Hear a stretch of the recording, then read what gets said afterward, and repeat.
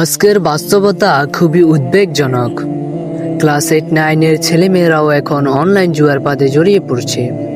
শুরুটা হয় কৌতূহল বা শখের বশে, কিন্তু ধীরে ধীরে তা ভয়ঙ্কর আসক্তিতে পরিণত হয়।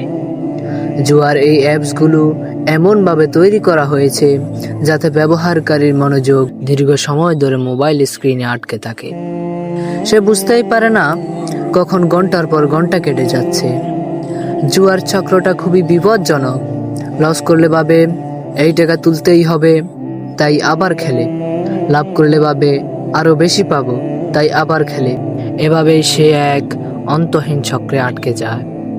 এক সময় এমন অবস্থা হয়, জুয়া ছাড়া তার কাছে আর কিছুই ভালো লাগে না। ধীরে ধীরে সে হারাতে থাকে তার সময়, মনোযোগ, পড়াশোনা, পরিবার, এমনকি সম্পদও। সবচেয়ে ভয়ঙ্কর বিষয় হলো, এটি এখন শহর ছাড়িয়ে গ্রাম পর্যন্ত ছড়িয়ে পড়ছে। কিছু মানুষ রেফারেল লিঙ্কের মাধ্যমে অন্যদের যুক্ত করছে, আর কমিশনের লোভে এই ক্ষতিকর চক্রকে আরও বড় করছে। এই তো গত কিছুদিন আগে আমার এক আত্মীয় অনলাইন জুয়ার ফাঁদে জড়িয়ে ফাঁসি দিয়ে আত্মহত্যা করেছে। সে অনলাইন জুয়ায় 5 লক্ষ টাকা লস দিয়েছে, যার কারণে সে এটা করেছে। তাহলে ভাবুন তো, এটি কত ভয়ঙ্কর। তার 17 মাসের একটা ছেলে ও 3 বছরের একটা মেয়ে আছে, কিন্তু সে তাদের কথাও চিন্তা করেনি।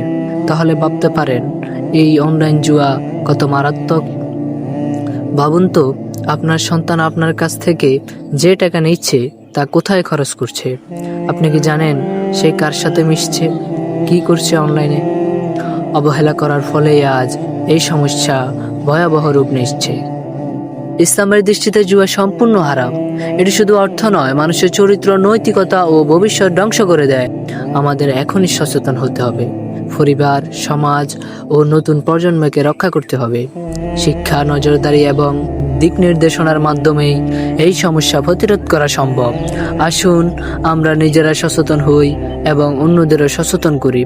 সমাজকে বাঁচাতে এখনই পদক্ষেপ নেওয়া জরুরি।